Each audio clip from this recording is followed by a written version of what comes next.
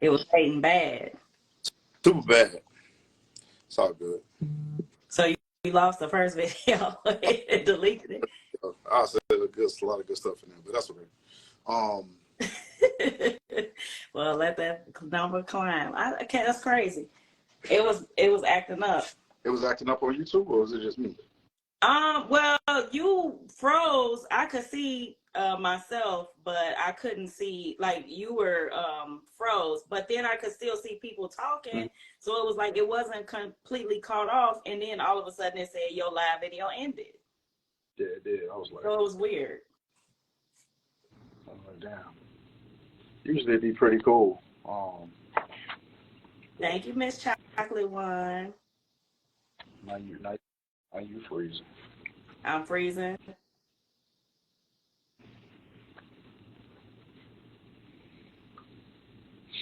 Anyway, so what I was saying, like, Yeah.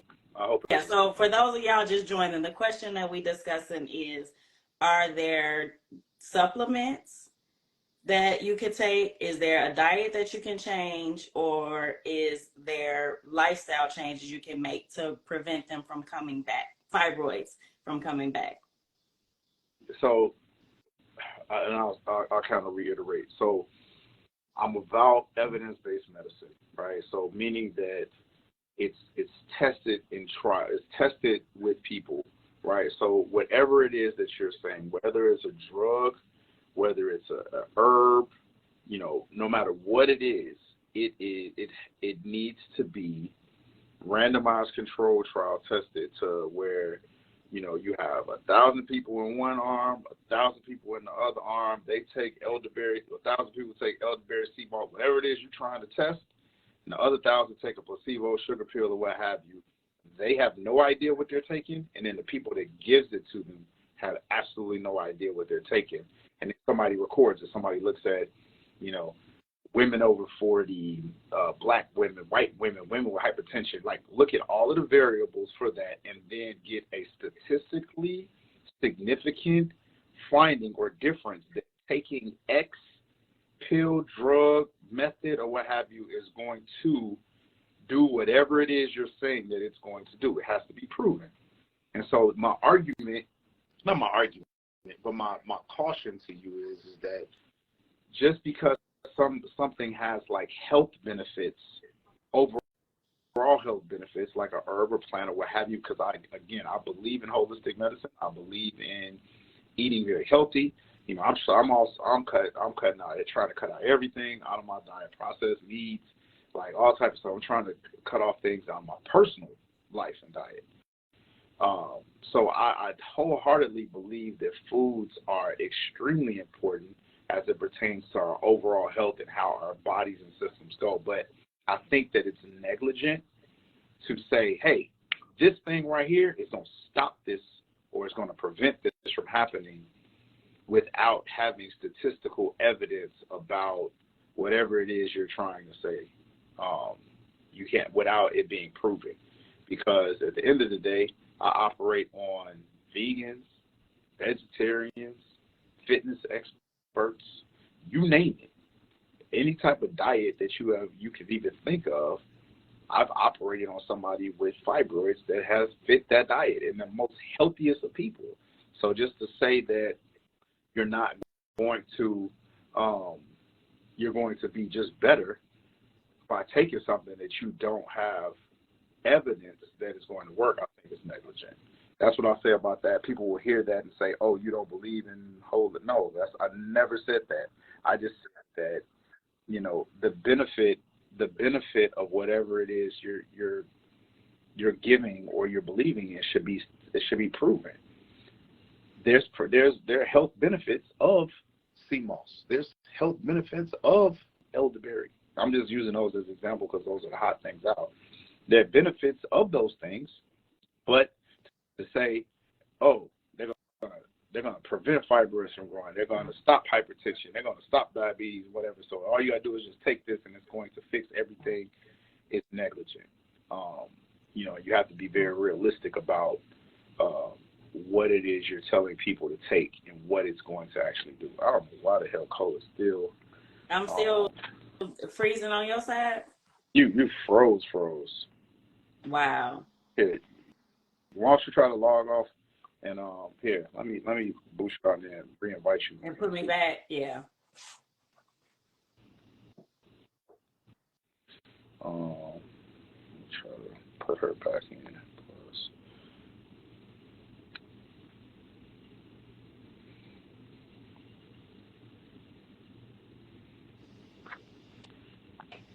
Yes, How is it now? that's better. It's better? That's better. All right. Okay. So, Well, thank you for rejoining. I'm sorry, go ahead. my bad. I hope that helps people. And again, I'm gonna say it one more time because if somebody is on listen to what I just said, not going to understand what I said.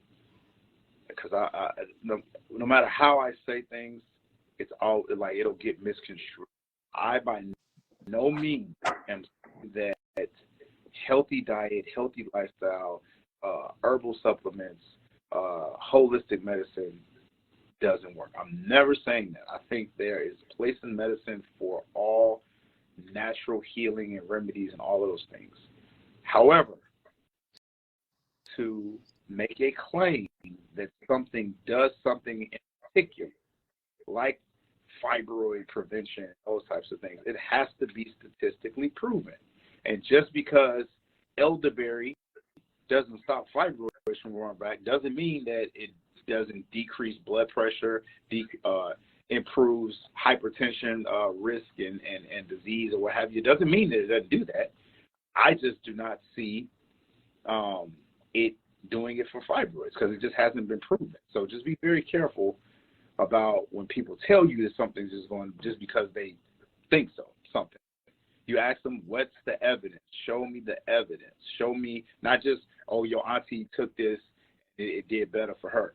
We need to see a randomized control trial of thousands of people that have done it, and it's been reproducible, right? People ask about Lupron all the time, right? Can Lupron shrink fibroids? Absolutely. Thousand people take Lupron. 1,000 people, if you take it, they're going to have like some reduction of their fibroid, but they're also going to have a bunch of side effects, menopausal side effects, or what have you. And then you got to ask, well, what's the point of it, or what have you? So it's risk versus benefit, pros versus cons. That's all. But to say something does something, it has to have been statistically proven to have done whatever it is you're trying to say it's doing. Oh, you just right. you got just the little spin bubble on your face. I know that. Really? Yeah. I think your Wi-Fi might be. Well, you took it off Wi-Fi, right? It ain't reconnected to the. Can you see me? Yeah, I can see you. Man, yours is just spinning on me. Can y'all see? Can everybody see Colos? Am I tripping? Am I spinning on the screen? Put Let me know in the. They said we see her. Oh, Do y'all see Doc P? Or is he frozen? Because I see you. You freezing now. You touched something. So I just took my Wi-Fi off. Oh, so you went back to the Wi-Fi. I did. I couldn't figure out what the hell was happening. Yeah. Okay. They say they could see us both now. All right. Okay. All right. So thank y'all for everybody who joined back. If you still had a question, keep putting them in the chat bubble at the bottom with the question mark. What's your time frame looking like? I'll say another 10, 15 minutes. Okay. I found this on the web. Uh-oh. All right. Oh no, that's not the right question. Sorry. Okay. If a young lady of 23, I'm sorry. You said what? I said my own LB is trolling me. That's how we. Hey, if a young lady of 23 years old who has had endometriosis and had 2 miscarriages, and her doctor put her on Lupron, if she goes on birth control, can she still conceive? I found this on the web. Stop saying that, Siri. Can she go? So say it again, Lupron. I got. Yeah. Okay. A young lady of 23, I think that's the age, who has endometriosis and has had 2 miscarriages. Her doctor has put her currently on Lupron. If she goes on birth control, can she still conceive? And I'm thinking they mean go on and get off and not during taking birth control. You're not. You're not. Yeah, I love you too, bro. He needs attention. Hey, dog. But as far as Lupron birth control, so be very leery about Lupron, right? And people ask me all the time about, like, why don't you just use Lupron? Why don't you use Lupron or whatever? So for myomectomies, for fibroid removals, I don't want Lupron. Lupron is the last drug I want to. It makes the surgery 1,000 times harder. And Lupron is going to make the fibroid soft, and it's going to make it more mushy. And so for fibroid surgery, it makes it a mess, trying to get all of that out of there. Like, I would rather it just be hard and big, and I'll deal with it. I don't want a patient on Lupron because of that. In addition to that, being on Lupron has side effects. Like, it's you literally kicking a patient into a menopausal state. So hot flashes, all those things that can happen. I don't want to have to deal with that with a patient either. So when Lupron is a last line of defense, or really like one of the top things to treat endometriosis. But you definitely can't get pregnant on it. And if you go from Lupron to birth control, you're still not going to get pregnant. So at a certain point, once your endometriosis is controlled with hormone suppressants, then you can try to attempt to get pregnant at that point. But while you're on these hormone suppressants, you're not going to get pregnant. But for the patient, for whoever's asking that question, it sounds like they have an issue with endometriosis. So if you have that issue with endometriosis, getting your endometriosis under control before getting back to attempting to try to get pregnancy is very important. All right. What does surgery look like for someone who has fibroids on the outside of their uterus? Same. I mean, fibroids, so you got, 3 different type of fibroids. You have, subserosal, which are on what you're describing as being on the outside. Let me see, I got pictures.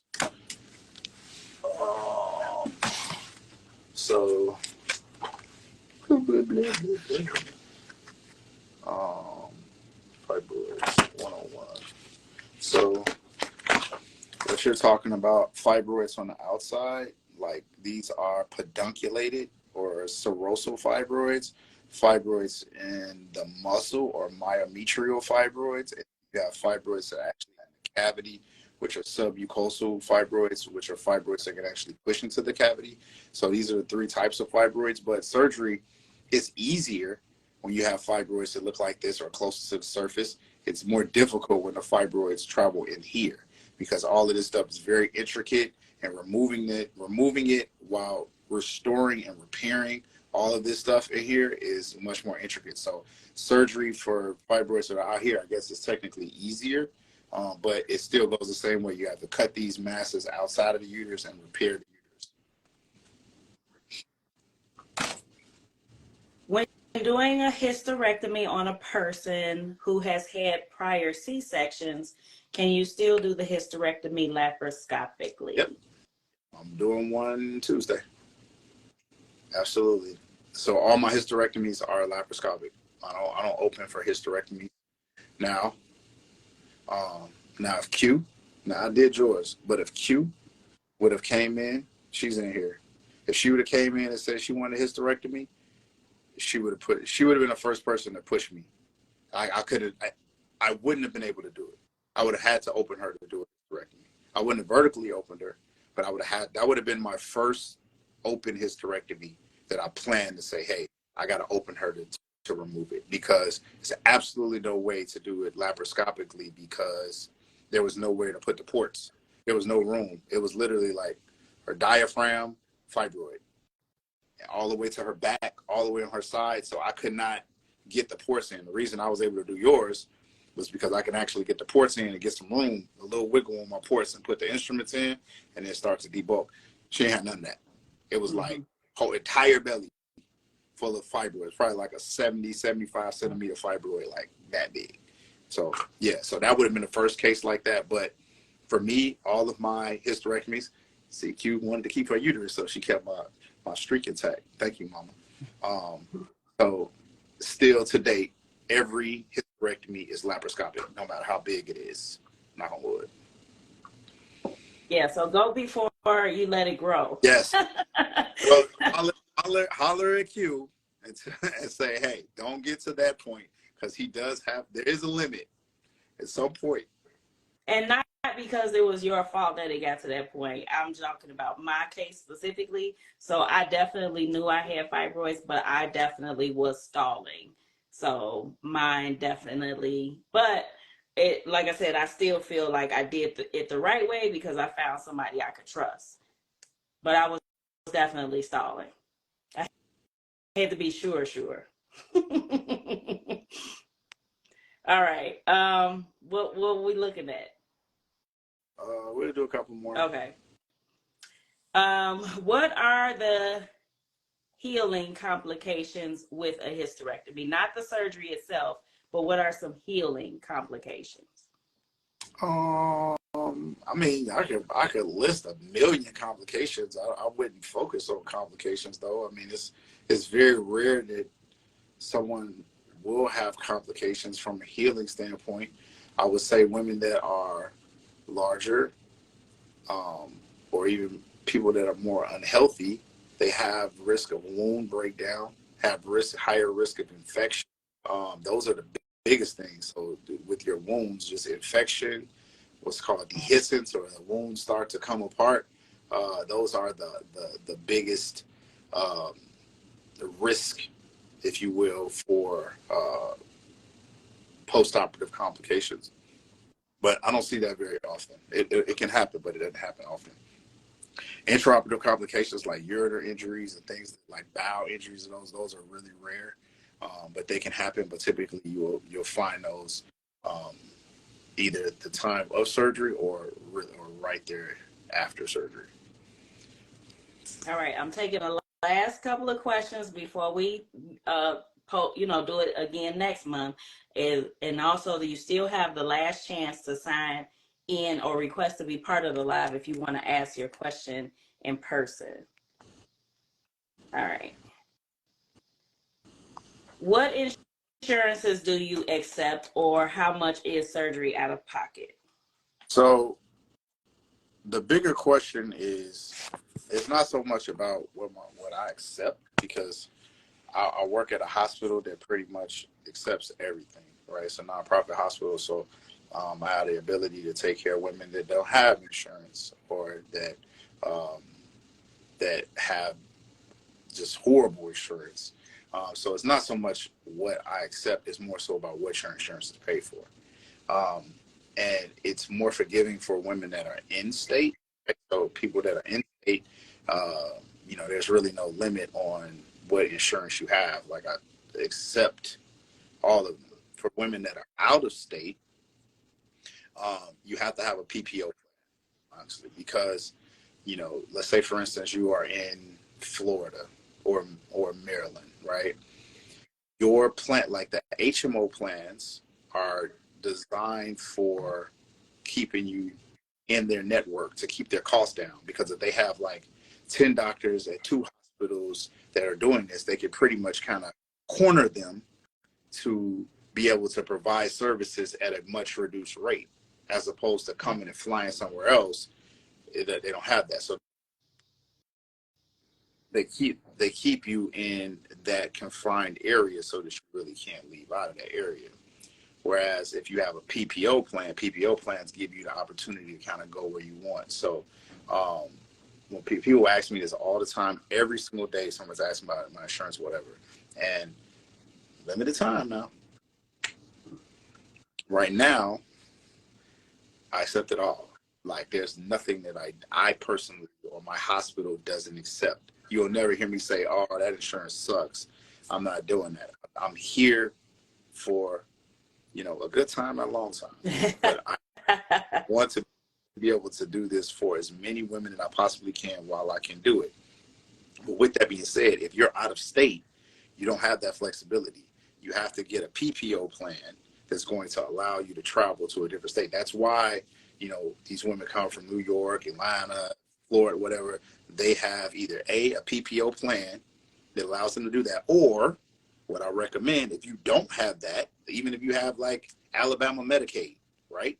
Wait for open enrollment, pay the money for a PPO plan, and then come and get the surgery that you need, keep it for a year, and then be done with it, right? That's how you utilize the insurance companies to your advantage. They make billions off of us. We need to use them to our advantage, right? So utilize a PPO plan to come here for what you need for surgery. Now, people say, well, what is the out-of-pocket? You don't want to know the out-of-pocket costs to this shit. Like, it's astronomical to me because I don't get paid this shit. Like, hospital, anesthesia, all that stuff, they get paid way more than me. And I'm the one doing the surgery, right? But that shit's going to change. But right now, the only reason I know this is because I go through this with a patient that was that was not in this country that got insurance. The insurance didn't go through and had to inquire about like how much it costs, and she wanted just a laparoscopic hysterectomy, and you're talking about like $150,000 just for this surgery. And if you're uninsured, they got to take off 40%. So all hospitals is kind of like a law rule where they have to take off 40% for the surgery. So we're talking anywhere from $80,000 to $100,000 for myomectomy, laparoscopic surgery, or whatever. So for whatever you want. Most people don't have 80 to 100 racks just laying around. So with that being said, don't ask how much is out of pocket because you're not going to be able to cover that out of pocket. Get a PPO plan. Well, I can't really afford it. So either A, you can sit there with it, or B, pay the $600-700 a month for a year. You might be paying $5,000 to $10,000 for the year. Get the $100,000 surgery that you want and be done with it. Right? That's what you do. And it may be a fight, and I'm not counting nobody's pocket or nobody's money or saying whatever. But if you can find that and do that, get you a designer insurance plan for a year and get your surgery. That will be doable. Paying for this out of pocket is impossible for most people. All right. Question. All right, last question of the night before I'll make my announcement, and then we'll let you skedaddle. All right. I went into early menopause at 36. My blood work states that I was postmenopause at 37. And at 45, I have weight gain that I can't control. Do you recommend hormone replacement? Does it even affect the weight gain, or is it a side effect of the situation? It could be a side effect. It could be a product of multitudes of different things, right? Hormonal wise, it could be thyroid, cortisol. Like there are other things that control your weight other than estrogen, progesterone. In fact, estrogen, progesterone is not really a controller of weight. My other LB talking about LB. What up, bro? So it's not really a controller of weight. People say, I just need estrogen replacement, whatever. It's like, you have to realize the older you get, your metabolism changes, right? You're 35, you can't eat everything that you did when you're 25 and expect to look the same. When you're 45, you cannot eat everything you did at 35 and expect to look the same. So there is a natural progression of your body's changing of things that it doesn't do 10 years ago, right? So if you are gaining weight, you want to, get lab levels of other things like your thyroid, like insulin levels, like you want to get those things, make sure that's okay, which you can get with your primary doctor. And then from there, start looking at lifestyle modifications with diet and exercise and all of those things, because I could give you hormone replacement all day. That's not going to make you go down weight wise. And I'm going to say this too. and I'm gonna say this, and I'm gonna piss some people off, but you know me, I'm on my Dave Chappelle now. So we get it. all you mofos that was arguing about the damn COVID vaccine, like, oh, they trying to kill us, and oh, I'm not taking this stuff, and all these pharmaceutical companies, fuck them, they trying to drug us or whatever. So many of you mofos will take fucking Ozempic and this bullshit that's out here right now and take the same medications from the same drug companies that you are talking horribly about. They're the same fucking companies that are making these medications. So I, for the life of me, don't understand. I know people that was like, that will tell me I'm never taking COVID. I'm never taking COVID vaccine, blah, blah, blah. And will, in the same goddamn breath, ask me about Ozempic. What the fuck? Like, come on, man. Like for real, people. Like, I'm like that. Oh my God. Diet and exercise is how you get the body, right? If you don't eat properly and you don't expend the calories and the energy that you are putting into your body, it's going to add up. So with that being said, if you take Ozempic for 2-3 months, you drop, first of all, it's not healthy to lose weight quickly like that. It's not healthy to drop 60 pounds in 6 weeks. It's not healthy, number one. Number two, it's not sustainable because it's an appetite suppressant in addition to other things, but it suppresses your appetite. So that means you're going to drop this weight very quickly. You're going to have skin redundancy. You're going to have loose, saggy skin, going to look unhealthy. And then you stop taking the shit, guess what's going to happen? You're going to be way fucking worse than where you started. So for everybody talking about, all of these weight loss, like people will talk about phentermine. Remember when we was younger in our teens and early 20s, when people was dying from fen-phen was killing people? The fuck do you think phentermine is? Like, just realize what you're putting in your body, and if you're going to keep that same energy with these vaccines and some of this other stuff, where keep that same energy always. I don't push medicines on anybody. I don't say you should take medicines for anything other than the things that you need to take them for. They should not be taken irrationally, or what's the word I'm looking for? You should not just be taking them just to be taking them, right? But with that being said, keep the same energy. Keep the same fucking energy. Don't just be taking something just to take it because it gives you your desire. So realize what it's doing to you and the long-term effects that it can have on you before you start taking it. I'm done. I'm off my soapbox with that shit. But I just had to say, I promise you, I swear to God, it was this, listen, I promise you. I had a patient came in here a couple of weeks ago, and she was like, we was talking about like her bleeding. She's like, I don't really want surgeries. Like, she's like, I don't do hormones like that. I don't do medications. I don't do, I can't be taking it. It was just for an annual exam. But I don't do all that. I can't take medication. I don't like taking Tylenol. I don't like doing all this, whatever, such and such. And then I shit you not, a minute and a half later, she was like, but I am getting, I'm gaining. I can't get this weight off of me or whatever. What you think about Ozempic? The fuck? What? You trust that more than Tylenol? I swear to God, I cannot make it up. It is real shit. They ain't gonna cancel me for this shit, but I swear to God, like, this shit happens. People stop it. All right. Yeah, no, I believe you. We trust me. I work in the salon part-time. Oh, I get the same conversations, and I just be shaking my head. damn. So I totally know what you. I totally understand.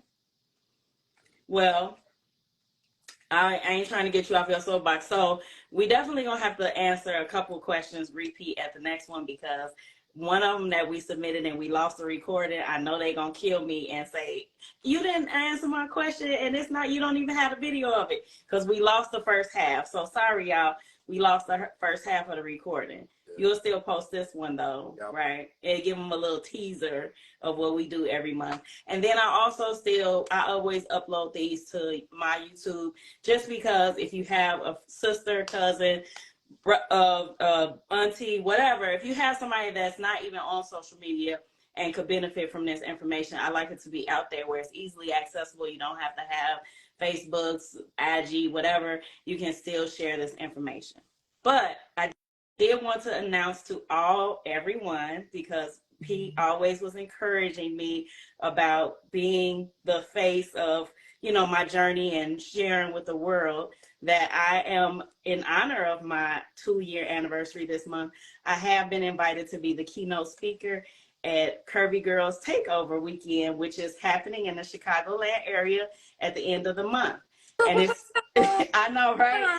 And it's a conference basically based on like self-love, empowerment, body positivity. And if my journey didn't embody like all three of those, I don't know who else would have, because I definitely took y'all to my doctor's visits and everything. So it's a true testament to everything that I've been through. It's a true testament to my life after, because here I am 2 years later and you get to see what I'm living like. So if you follow me, I am going to start posting that information. So if you're interested and want to see what me talk about my journey to FREE, fibroid free, I will be the keynote speaker at that event. I would like to say that I am so extremely proud of you. And that is so good.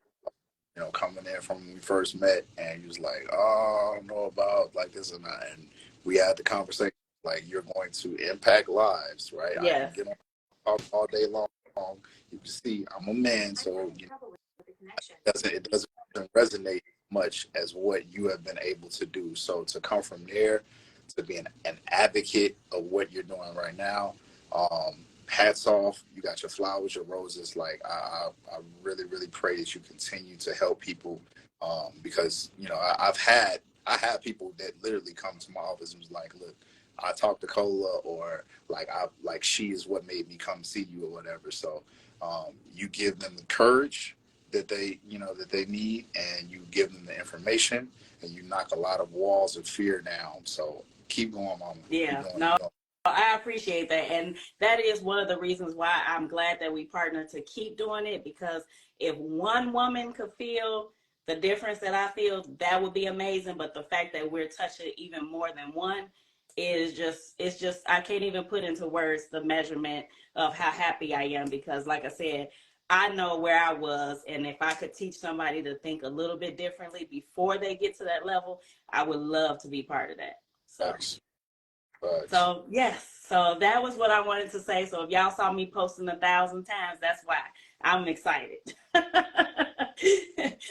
we still gonna do our monthly live. So thank you as always, Dr. Johnson, for such graciousness to be part of this, and we will keep going. And until next month.